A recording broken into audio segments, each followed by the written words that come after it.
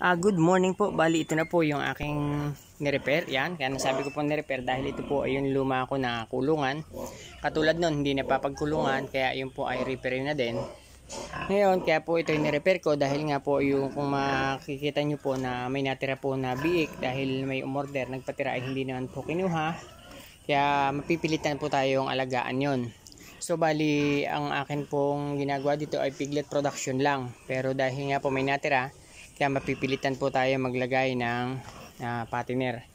So bali, yun man po natira na yun, itatatlo lang. Kaya alagaan na po natin dito. At napakaganda po na yun. So bali, ito po ay repair lang dahil ito po ay talagang matagal ko na pong babuyan. At na-stock lamang po. So nasira na po yung pakainan, kaya yan, nirepair ko na po siya. Yan, pakainan. Bali, ito po dati ay kinakargahan ko ng 10. 10 po yung isang pitak na ito, tapos 10 yung isang pitak na yon. So bali, ngayon naman tayo walang pangkarga kundi 3, kaya luag na luag sila dito.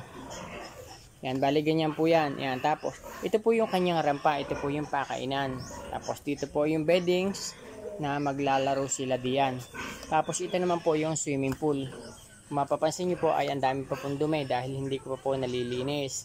Yan. Kasi ito po na dito ay luma na mga ipa. Yung pinagtanggalan ko dati, inalis ko po, inilagay ko muna din kaya madumi pa yan. So bali, ito pinalitan ko.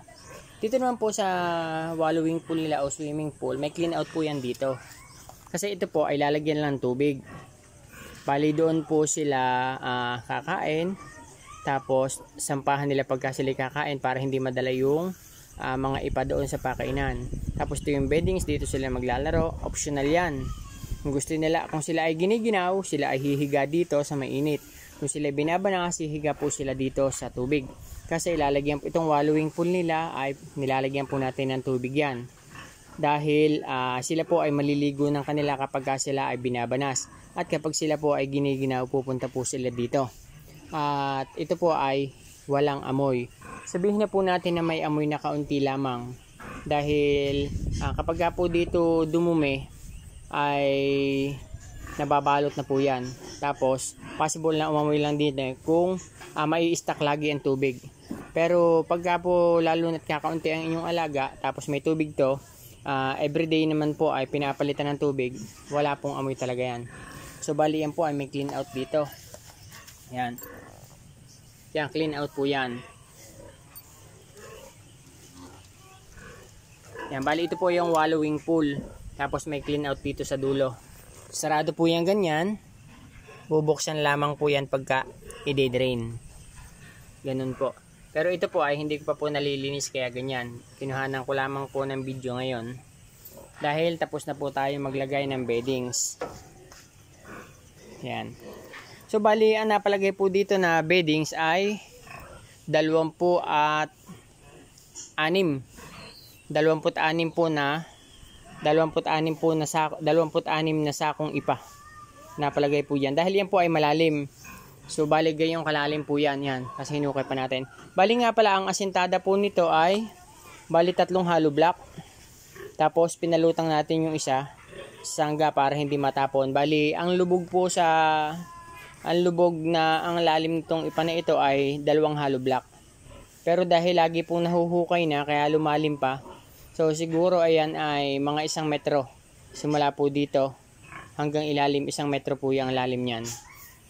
Kung kayo po ay gagawa, ay gawin niyo po na 1 metro ang lalim, ang kapal nitong ipa. Kasi once na yan po ay nasakyan, nakapaglaro ang mga baboy dyan, yan po ay uuk-uk ng uuk-uk. Pero pagka tumagal naman po ay sagad na yung uuk-uk niya, pabantuan nyo lamang po para tumaas ulit ganyan. Pero okay lang naman po kahit hindi mo nabantuan, kasi yan naman po ay masasanay ang mga baboy. Kahit malalim yan ay makakaakyat at makakaakyat pa yan dyan. Yan po. Ganyan po ang ating babuyang walang amoy setup. Pero ano nga po pala, hindi ko lang alam kung mailalagay ko pa dito yung automatic feeder. Pero kung hindi naman mailagay dahil kakaunti naman yun, okay lang. Ang mahalaga, lalagyan po natin ng nipple drinker dito. Dito po tayo maglalagay ng nipple drinker sa tapat na ito dahil ito po ay may tubig. Kasi kapag uminom po yan, hindi pwedeng hindi tutulo. Kaya kapag tumulo, dito na dapat siya tutulo dito sa may swimming pool. Isa pa, kung saan po nababasa, kung saan po basa, doon po dumudumi ang baboy. Kaya hindi po sila dudumi dyan dahil lagi yan tuyo. Doon po yan dudumi dito sa swimming pool. Kaya wala na pong pag-asa na bumaho dahil kapag pumatak sa tubig, lumubog sa tubig, hindi na po sisingaw. Ganon din naman po dito, kung dito po abuti sila ng pupo, kapag ka po sila humiga o kaya naglakad, mababalot na po ng ipa, kaya hindi po din sisingaw. At kapag natuyo ay yan po ay magiging feeds na po uli, magiging gabok na po. Kaya ito po ang design nito ay babuyang walang amoy. So bali ito po ay napakatagal ko na po na yari na stock lamang po dito. Kaya ngayon po ay nire-repair ko lang at paglalagyan ko po uli. Bali dito po tayo maglalagay ng nipple drinker. So yun lamang po, bigyan ko po kayo ng update kapag naibaba ko na po dito. Bali pinapatigas ko lamang po ito. Yan, pinapatigas ko lamang po yung labangan o pakainan. Para sa ganun ay hindi po maukab. Kasi once na nasimulan yan ng baboy, ang baboy naman pagka nakasimula ay dire-diretso na. Kaya pinapatigas-tigas po natin dahil kakahapon ko lang po yan ni-repair. So yun lamang po, bigyan ko na lamang po kayo ng update kapag ka po ito ay inilipat na po dito ang mga baboy. Yan lang po, uulitin ko po.